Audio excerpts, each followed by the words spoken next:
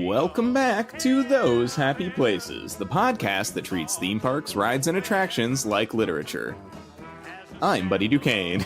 And I'm Alice White. Wow, Alice, it has been like a minute since we did this intro. I forgot that I was supposed to say my name first. I know, it has been a minute, and I'd like to thank the listeners for sticking around and waiting for us to get back. It's been a hectic month for us, I think. Yeah, I had big final projects at work, and you had lots of travel and various and sundry other things. Yep, I moved house and I went to Peru, and it's been quite a time. But Those Happy Places is back, and we've got a very special, very timely episode for you guys. Yeah, I mean, like it's wonderful that we get to come back together and record this. It's a Monday as we record this, and last night, Sunday, was the end of an era. In a lot of ways, yeah. Yeah, last night, Sunday night, May 19th, was the final episode of Game of Thrones. Final episode ever. Game of Thrones is a big TV show, and it's an incredibly culturally relevant TV show. Not to mention, it comes from its own literature. These 5 books that we have right now, and presumably two more on their way. And I was thinking, let's get back together. Let's record an episode of the podcast, and let's talk about something that we said kind of offhandedly once about the Game of Thrones television series, which was that it may be unadaptable to a theme park. Right. So many great IPs have been adapted into entire theme parks or simply lands within already existing theme parks, like Harry Potter or the soon-to-be-released Star Wars Galaxy's Edge. But we did mention in a previous episode that we thought that the Game of Thrones or A Song of Ice and Fire would be an IP that would be virtually impossible to turn into a family-friendly theme park. And we wanted to challenge ourselves this week, since now the show is over and we have the entire story laid out in front of us. Do we think that is still true? And if we were forced to make a Game of Thrones theme park, what would we do about it?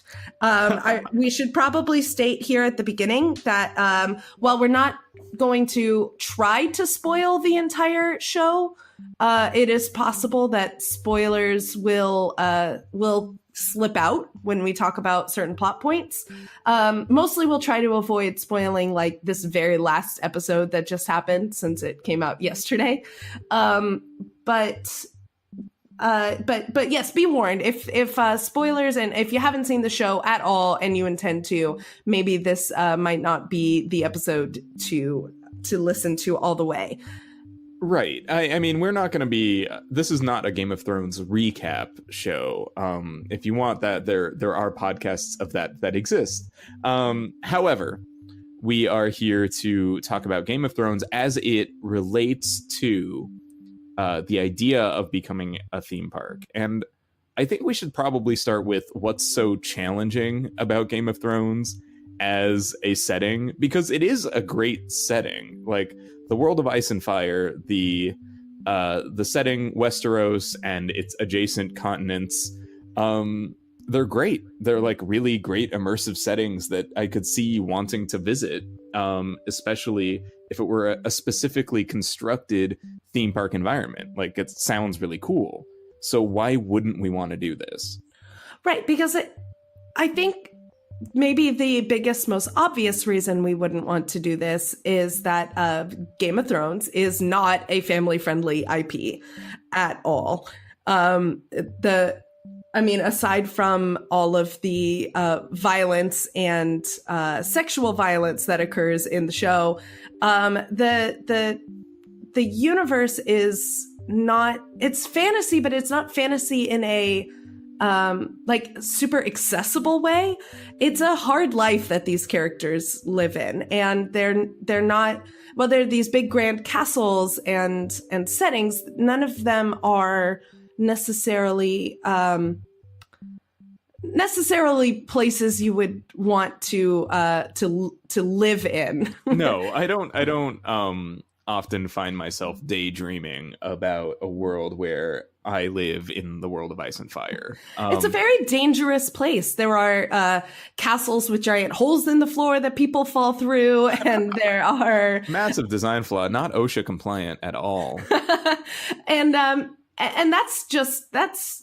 that's only just one of the many places and many dangers of the show. It only gets worse from there. So that I think is the most obvious reason why the World of Ice and Fire is not a real theme park yet. Yeah, it's a harsh environment full of bad people. I think that's like another big part of it, is that Game of Thrones kind of has this stock and trade of there are no real heroes. Nobody is 100% good. In fact, in this world, being 100% good is a huge disadvantage. And it often gets you killed if you try to adhere to a strict code. So, to even walk around in, say, a recreation of King's Landing, you'd have bad guys there. Like, I don't want to wait in line for a meet and greet with Bronn of the Blackwater. Like, he's a mean guy, though, right? He's mean. Yeah, he is. He's funny and an entertaining and interesting character to watch on screen, but he's not. Most of these characters, I'd go so far as to say all of the characters in the show you would not want to have in a meet and greet setting. No, probably not. I mean, maybe Samwell Tarly. He's a very nice boy. Yeah, he's a sweet lad. I really can't think of anybody else who would be like, you're a good Brienne of Tarth. Okay, I would hang out with Brienne of Tarth. Yeah, for like a minute. Well, yeah, but it would be really awkward. She's not much for conversation, right? But like, these are not. I mean, I guess we're thinking of it in the sense of if we were to turn Game of Thrones into like a Disney theme park where you have meet and greet and characters like walking around in character, and you could not do that with this. But even if you were to try and turn this into into like not a Disney theme park, if this were you didn't want to have your character walk arounds and you're really just borrowing the setting and general like aesthetic of the show, do you think that this is still a totally unmakeable scenario? It might be possible if you're not concerned with immersion, and you're not concerned with like giving the audience that shows up to this theme park a representation of the World of Ice and Fire as it appears in canon. I mean, you'd be okay. You could probably do a few things. I guess what I worry about is, like, even if you wanted to design some thrill rides around the Song of Ice and Fire, like, I've got one in my pocket, and it's a dragon-themed roller coaster, and that's it. And this is neither a new idea nor one that really even fits the dragons the way they're used in the show. Right. The dragons in the show are a symbol of, like raw power. They kind of have analogous things to like nuclear weapons in some cases. So like flying around for fun on a dragon is like not a thing. It's like it's not even thematically close to what's happening in the show. Right, and really only just the 1-2 characters can do it. It's right. Not a universal experience. And even that. So let's say you've got a theme park that is kind of generically themed in the direction of A Song of Ice and Fire, and you've got a dragon themed coaster. What is setting that theme park aside from any other theme park that might just be vaguely medieval related or medieval fantasy related? Like, what could you do a theme park that sets it aside and makes it distinctly Game of Thrones? Ah, man, geez. See, that's why this is so tough, right? Because every step you take towards being more and more distinctly on the brand of Game of Thrones is another step towards alienating audiences, another step towards simulating terrible things. And that's not what I'm interested in as a hypothetical designer of theme parks. Like, honestly, that's not a good business decision either.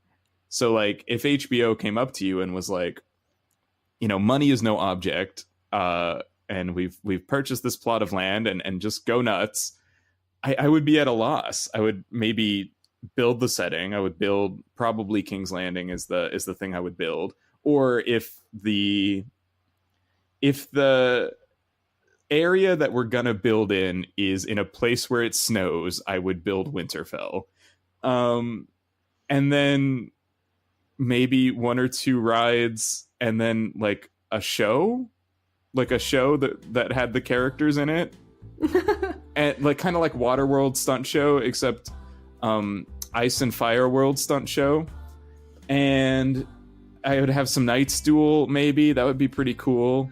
I guess I want to go back to the Waterworld style stunt show, because I think this is so far our most winning idea, your most winning idea, because a lot of stunt shows in places like a Universal. I mean, Waterworld is, you do have people die in Waterworld. You have guns and violence and kind of like intense. Intense themes in a stunt show in a place where you have to agree to enter and sit down and watch the show. They can kind of like up the intensity a little bit. Sure. So you could do a Song of Ice and Fire stunt show, have knights, you know, doing their combat, or you could frame it, if you were in King's Landing, it could be a joust. It could be a a trial by combat. It could be something like that. Definitely trial by combat, I think, is way more iconic of the series. When you said joust, I can't believe how far back into the show I had to think for a joust. Right? I think it was like season 1, episode 3. Like, jeez, that was the last tournament we saw on the show, and it was great. And I feel like you could do it. And see, that's another problem with the World of Ice and Fire, is that the story that we see on the screen is the story of this world's stability unraveling. And I don't think it's much of a spoiler to say that, like, the inciting incidents of this show, culminating in the end of the first season, is kind of like, oops, now everybody's at war, and the balance of power has drastically shifted. And so anything you wanted to do in the world would be like a prequel, I guess, because by the end of everything, several major houses don't really exist anymore. Several places don't really exist anymore. So you'd be in a prequel of Ice and Fire, and that's actually kind of the characters at their least interesting too. And that's really interesting as well, that you'd be kind of stuck with this challenge of putting together a world in stasis, because the popularity of the show is partially based on the interruption of stasis at every turn. Oh, sorry, go ahead. No, I want to counter that with what we know about Star Wars Galaxy's Edge as taking place in a place in stasis in Batu, mid rebellion or mid resistance, with stormtroopers walking around, and the First Order is like a looming threat as of December 2019. When the final when the Rise of Skywalker comes out, we are going to have an end to that story. Does Galaxy's Edge then suffer from being in stasis at that point? I mean, maybe a little. I feel like there's something to be said for how exciting Galaxy's Edge is going to be as an in-between piece of canon material that you just so happen to be able to live in instead of watch or read. Mm-hmm. And it's going to be kind of weird to roll out to the theater in December and watch, presumably, I hope, I mean, this makes sense, watch the bad guys lose. I mean, it works for Star Wars, It works for Star Wars. Watch the bad guys lose, and then, you know, eventually, when I manage to visit Batu, you're going to be visiting pretty soon. I am.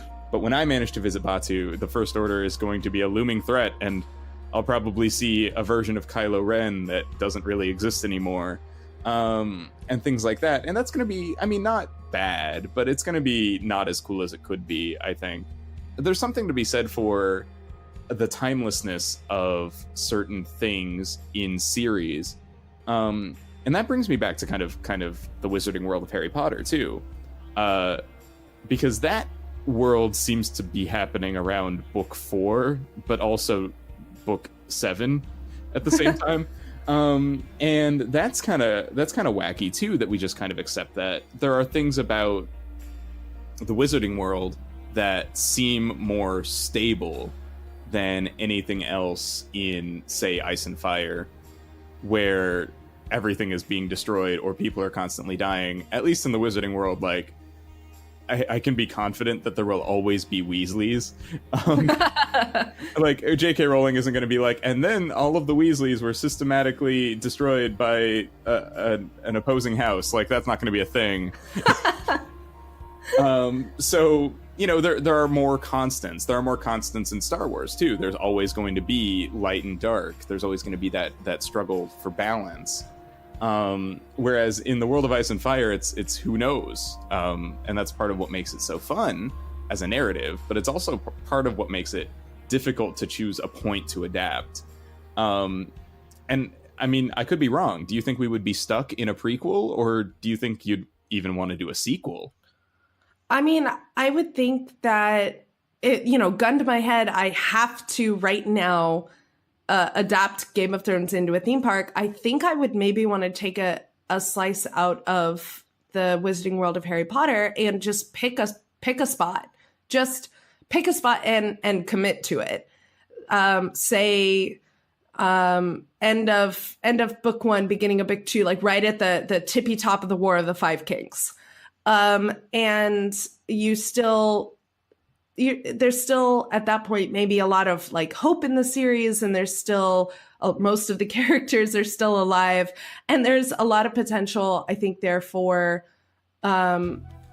if you center it there and you tell your audience, hey, this is where we are in the story, I think audiences are more willing to accept that than not. I think we maybe aren't giving them enough credit, where you could say, like Waterworld, for example, we've seen it a million times. Back to Waterworld. Okay.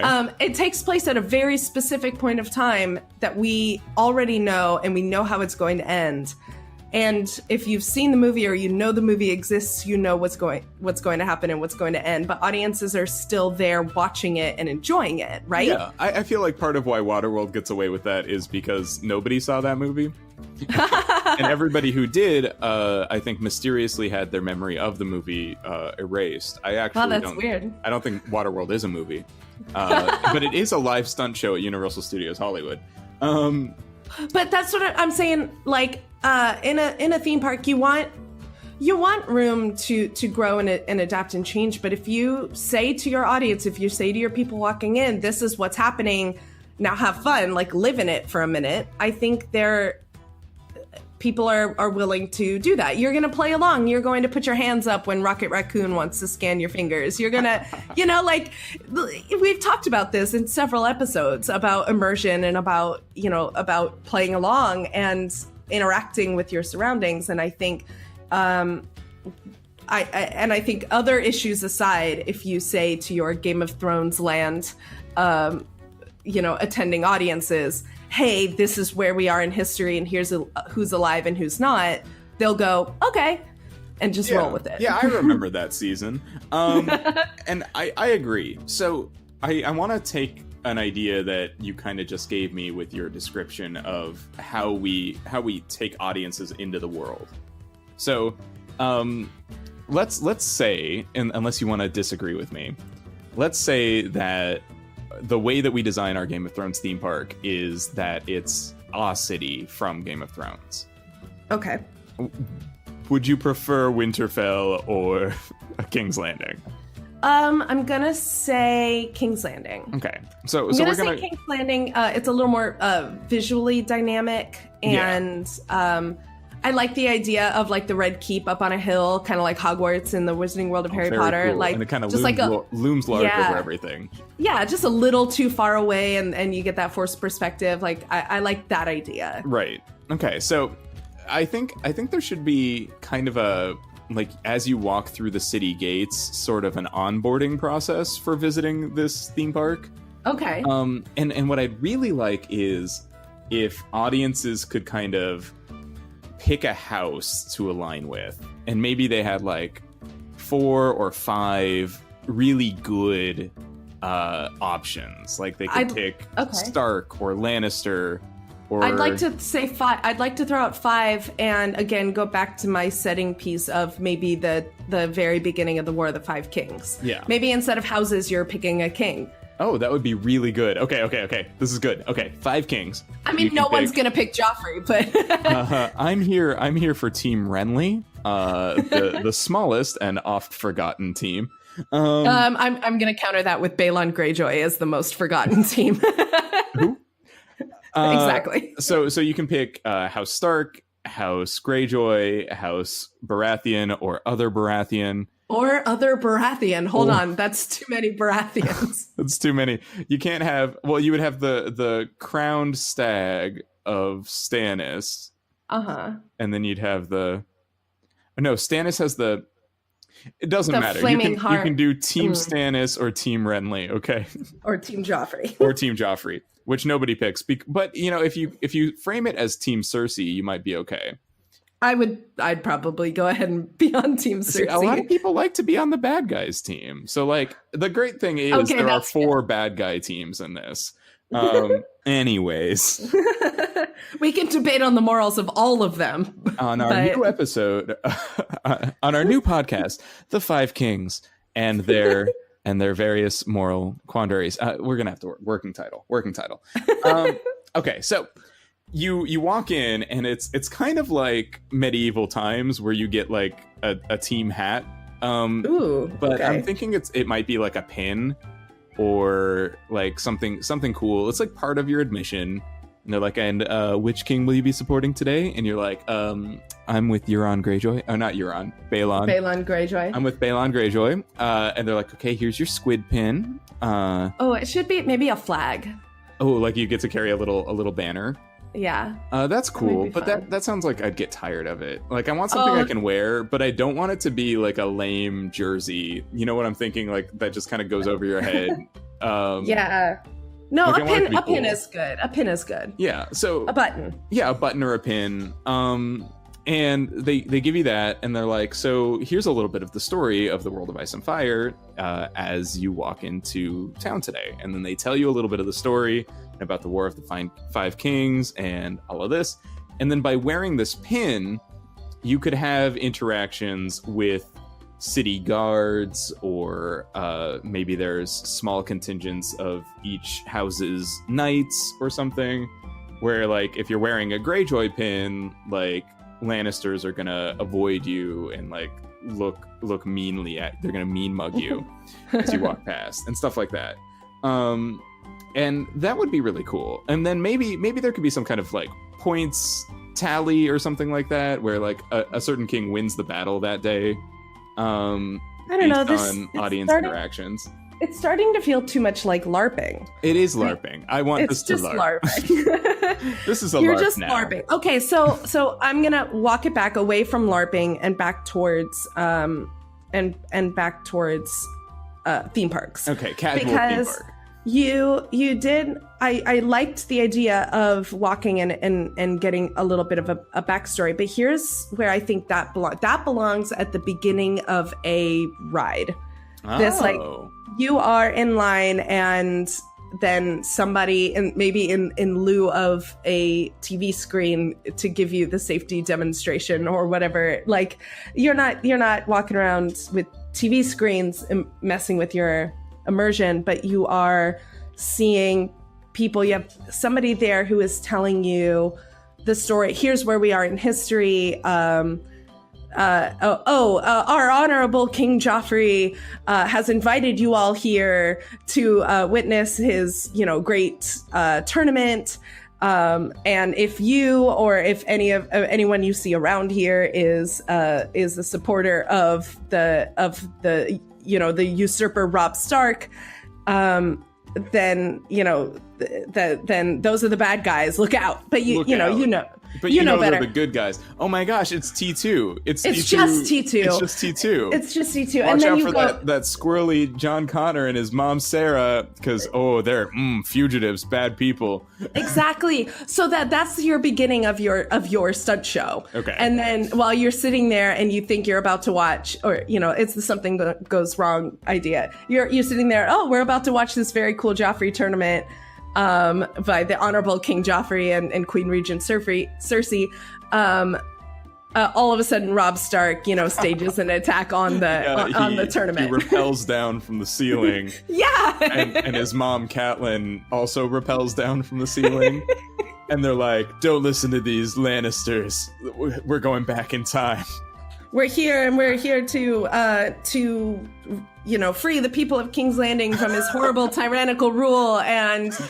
And then you watch, and then the Starks win. It's not in canon even a little bit, but it's just T2, the show, but Game of Thrones style. Robb takes the portal back in time to rescue Ned at the last second. And then Ned's like, "I'm back. I knew I'd be back." And then, this is good. I'm here for this. I mean, you can play with that idea, or something like that. That's how you get people into a stunt show. And maybe that's why Game of Thrones, the theme park doesn't exist, but it maybe could possibly exist as a section of a theme park, as a land inside an already existing theme park. Yeah, I wonder, because I get so stuck in LARPing every time I think about Game of Thrones, the theme park, because that's so much of what the appeal of the property is, right? Like picking a side, rooting for your team, rooting for certain characters, wanting them to make the right choices, seeing how they make mistakes and stuff like that, and kind of wanting to live in that. I feel like is a big part of the appeal. Right. So if you just want it to be like a cool attraction and like it's adjacent, like themed area, I feel like that's actually way more reasonable, because there's so much onboarding and so much lore that you'd need to do a full-blown theme park. And of course the attractions, there just aren't that many great ideas for it. And I think the stunt show is really where it's at. Because like, what thrill ride fits the world of Ice and Fire? I don't know. I have no idea. I was trying to think of a way a simulator ride could do it. Here's one. Maester Qyburn's Crazy Catapults. and then he loads you into like a scorpion. I said Crazy Catapults because it was alliterative, but it's obviously a scorpion. Well, the scorpion's just a really big ballista, but right. Sure, go ahead. So he like loads you into a scorpion. And he's like, I'm a crazy person. I raise people from the dead. And I also sometimes dabble in weapon design, and I built this, and it's actually a transit system. So anyways, buckle up. And then he fires you on an arrow bolt. That would be pretty cool. Oh, the arrow bolt is then like the launch sequence of a roller coaster. Yeah, and then it kind of flies around a little bit, and maybe it's like a swinging coaster. Doing a couple of corkscrews, maybe. I don't know. Cool. And then it comes in for a landing, and he's like, remember that I'm a terrible person. Oh, needs a couple more tweaks. Anyways, I'm a bad guy. See you later. I'm a bad guy, and I'm basically Dr. Frankenstein. Don't worry about it. That's the other thing about Thrones, is that like, who's going to be the subject of your attraction? It has to be like clearly good guys versus clearly bad guys, and your best bet for that is early Lannisters like Joffrey versus early Starks like Robb having a fight. And yeah, but we know But again, we know how those end. Yeah. We know how that goes, and it doesn't go great for anyone. Yeah, nobody makes it out of that. And yeah, the story carries on. And that was something that was interesting to me. I was kind of reading up about the last season, and there was this great Scientific American article that talked about how part of the appeal of Thrones is not necessarily that there's like clear protagonists and antagonists, but that there's a really interesting society that's being examined. And there's a lot of tough choices that are being made by these characters working inside of this society. And that's part of what makes it so fascinating as a viewer or a reader, but not something that would translate well to a ride. Like, let's go on a fun joyride with our friends, the Ironborn, on their boat. Oh man, it just, like, I would ride that ride. Listen, I know you would, but like your friends, the Ironborn, are a strictly raiding-based economy. Like, they only raid places to eat and build boats. I know, but I love them. It just doesn't make for a good ride. I mean, it's Pirates of the Caribbean, but now you're burning down the whole town while you sack the village. Like, yes, it's super violent. And then at the end, they're like, also, we worship like a drowned guy, and also we drown once in a while for fun. It's part of our religion. Anyways, bye. Oh, it's weird. You did. If you were trying to make that seem not appealing at all, you failed. But you know what? Okay, hang on. Greyjoys of the Caribbean is... Yes, wait! It's actually really possible, isn't it? Wait, that's what I want. Give me that. Give me exactly that. Give me a theme park that's just a cool, like, Hogwarts, like, Red Keep off on a hill, and the only rides are Greyjoys of the Caribbean and the War of the Five Kings Wild West stunt show.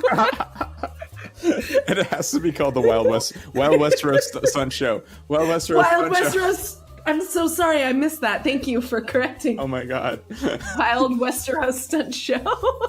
Oh my god. And for some reason, the narrator is an old prospector, and he's like, "Boy, howdy, we got a lot of stunts for you today." You might be able to make an attraction out of wildfire. Maybe there's something there. Watch out for that crazy wildfire. It's so dangerous. But okay, no, maybe it's a tower drop ride into the Sept of Baelor as it's being exploded. It's a launch ride. You are in the Sept of Baelor, and it's the reverse of the tower drop. What was Maliboomer? What was that called? Yeah, it was like a tower launch. You're down at the bottom, and then the Sept of Baelor starts to blow up around you, and then you are launched into the air. That'd be pretty good. I'd ride that, maybe. I mean, I wouldn't be happy about riding it, but that could work. And then it's all green light and maybe like a little bit of that like heat effect. Yeah, I mean, that would be really scary. It'd be proper scary. And then you go really high in the air and then maybe come you back pop down. out the roof of the Sept, and then like there's like a projection screen, because this is like a dark ride also, so that you can do all the fire effects, right? Okay. So well, yeah, it starts as a dark ride like down at the bottom, right? Right, but it's also like the whole tower is enclosed, so you can do all the fun fire effects on the way up, and then you kind of Tower of Terror style pop out the top, and there's like a projection on like a bowl below you of the tower crumbling, and then you drop down. And then it just like goes black, and they're like, "Wow, you made it! Good job!" Wow, you escaped the exploding Tower of Baelor, Sept of Baelor. That, I mean, it almost works. I don't hate it. Yeah. That's good. Cool. You could always do soaring over Essos. That would be pretty good. Soaring over Essos would be cool. Bring Essos and bring see, but here's the problem is that Essos is like 90% Slaver's Bay. Yeah. And that's not fun. That's not a great place to put audiences. It's not good, right? It's not good unless it also involves watching Daenerys set it on fire. But right. That's really brutal and scary. So not fun. Maybe soaring over Bravos, and it could just be like really foggy. I like the idea of like soaring over Bravos, and you like go through the Titan's legs and everything into the city, and maybe into the House of Black and White. But well, then there you go. There's just an Assassin's Guild, and an Assassin's Guild, and scary. Everyone's dead. Oh man, you know what? Geez, this is tough. This is really hard. How about like a Whitewater Rapids ride? But it's Blackwater. Oh my Blackwater god, Rapids. Blackwater Rapids. Oh, see, this is perfect. Okay, yeah, and then there's an animatronic Tyrion, and he's like, raise the chain, and then you get blown up with wildfire. No, well, hold on. That's dangerous. No, I like maybe a river run rapids. Ooh, river run. And and the Blackfish is there, and he's like, I get forgotten by the show, even though I'm your favorite. And then he that's it. That's all that happens. That's it. He's your weird old timey prospector guide, and he sends you on down the river. Well, there's that. Okay, what's that battle where Robert Baratheon puts his warhammer through Rhaegar Targaryen? Yeah, through Rhaegar Targaryen.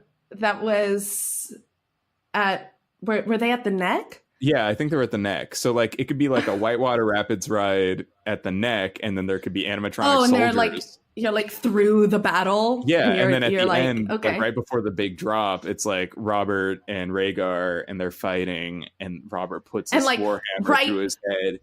Right before Robert like brings the hammer down on Rhaegar, that's where you do the drop. And then you don't have to watch the violent end, and you get a fun drop, and maybe you get wet. And then, like at the end, they give you some rubies because the rubies. Oh, look at all the rubies that fell in the water. You don't need to ask where those came from. Yeah, that would be good.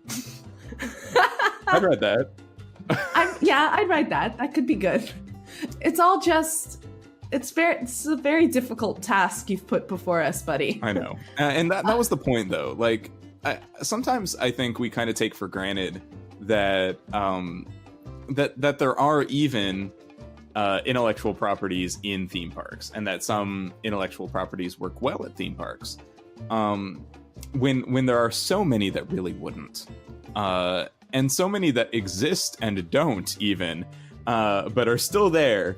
And I think sometimes we got to consider like, what does the tone and what does the setting give us to work with if we were gonna do this as a theme park anyways. I mean, we've got a lot of new theme park expansions on the way. Galaxy's Edge is only one of many. There's a new Nintendo Land on its way. Mm-hmm. I wonder what that's going to be like. I mean, so much about Nintendo is about play. It's about interactivity. So much about theme parks is about a track and preordained, ordered thrills. Well, I'm hoping that the Nintendo theme park steals your Portal roller coaster idea, but with the pipes from Super Mario Brothers. Oh my golly, that would be amazing. Yeah, that's what I want more than anything. I know we're getting a Mario Kart ride, and it looks that sounds cool. Fun. But it's just like those things are like fun for the whole family. But you couldn't make a Game of Thrones theme park and make it fun for the whole family.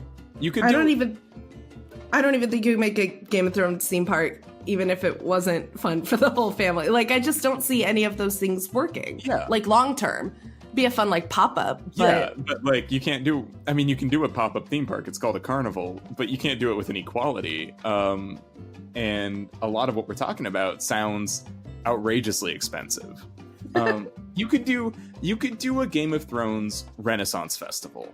Like if HBO was like, hey, Renaissance Festival companies, like license out the Game of Thrones property, they'd jump all over that and it would probably do quite well, actually. But that's just because a Renaissance Festival is already halfway there. Right. You're already having a tournament. There's already a king and a queen walking around. Like, all you got to do is change the names.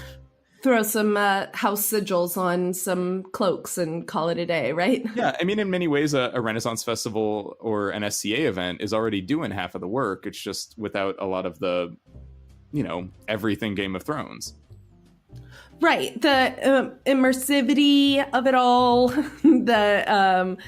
to bring back an old word, and the characters and the pseudo violence and all of that you can get at a fair or at an SCA event, where you can kind of pick and choose which pieces that you see or take your kids to.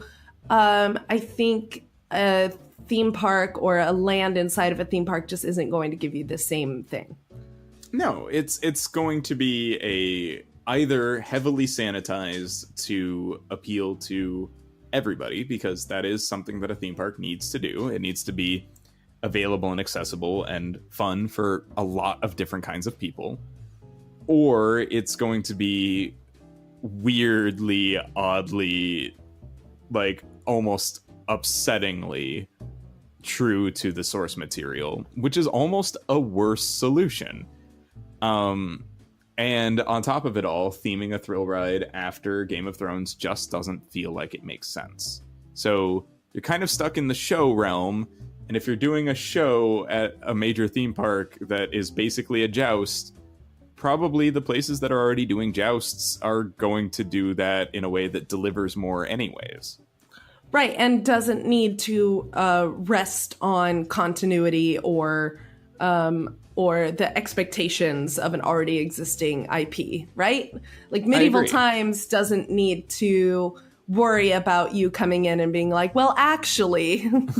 Actually, the Blue Knight's family has been warring with the Yellow Knight for several thousands of years. It was only in the last kingdom that they managed to forge a tenuous alliance. The tension could shatter at any moment. Truly, right. It is amazing.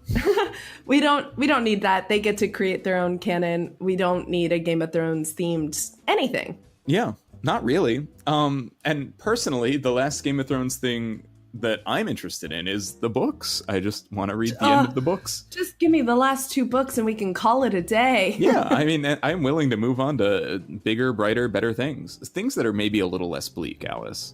Yes, agreed. Because at the end of the day, it was a very sad, very dark show. And I mean, it wasn't always that way. There were little moments of happiness and beauty, and there were great characters and great things that I loved about it. But man, I could use a little bit more happiness every Sunday night. Well, Alice, it seems like our conversation about how Game of Thrones would and would not work as a theme park or even a themed land has come to an end.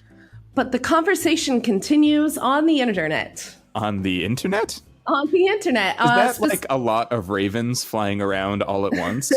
Yeah, it's like a werewood tree connection that you can just warg your way into and suddenly have access to all of the information over the entire world. Wow. And it's a really good place to have a conversation with us about Game of Thrones. Yeah, or anything else that you found interesting in this or any other episode that we have. We've got this great thing called a Discord server, which is kind of like it's kind of like being all on the same boat that's moving ridiculously fast, given how fast or how far it needs to go, and like appearing around corners and just not making any sense. It's very fast and fun. This joke didn't work. Never mind. That's okay. Can you put a ballista on top of it, even though it's an unsteady surface, and hit a target several thousand feet away? Yeah, especially if that target's moving at several dozens of miles an hour. I mean, probably not like over 100, but probably close to that. Probably close, yeah. For sure. It's weird. Yeah. No, this joke didn't work. I could hit it 3 times at one through the neck. Yeah. Through the neck, through the eye. I could hit that target a lot. Yeah, this joke didn't work, but I'm glad we got that off our chest. It was just really unreasonable. It's so stupid. Anyways, we got this Discord server that's better than that, where we talk about things like actual spoilers for the season of Game of Thrones and various and sundry other theme park ideas and episode discussions and some general muckery. So we really hope you guys find our Discord, and the best place to do that would be on our Twitter. Yeah, we're on Twitter collectively. The show is at Happy Places Pod, and you can find me on Twitter and on Instagram at Alice White THP. And I'm at Buddy_Duquesne, and we're always on Twitter, almost all the time. I'm constantly on Twitter. Even when I was supposed to be enjoying my vacation in Peru, I was on Twitter more than I should have been. Wow. So hit us up on Twitter, join our Discord server, send us an email at thosehappyplaces@gmail.com if you want to get in touch. Yeah, and Alice, right now our audience is probably hearing the blissful rev up of our theme song. Our theme song, which is Golden Gate by the California Feetwarmers featuring Phil Alvin. Yeah, it is that song by those guys featuring that guy. And, I might also put some additional music in this episode. And where would you have found such additional music? I think I got all of my additional music from the Free Music Archive, all courtesy of Kevin MacLeod. Kevin MacLeod is an extremely prolific internet composer, and you've probably heard his music everywhere, including on this and many other podcasts. So thank you, Kevin. Thank you, Kevin. And thank you, listeners, for tuning in, for putting up with our hiatus, and for engaging with us on all the social medias. You are the best audience that we could ever possibly ask for. So thank you. And Alice, thank you for wading through my craziness and then making time during your ongoing craziness to record this episode with me. My pleasure, of course, buddy. Well, should we say goodbye then? I suppose we shall. Thank you for listening, and we hope you return to those happy places.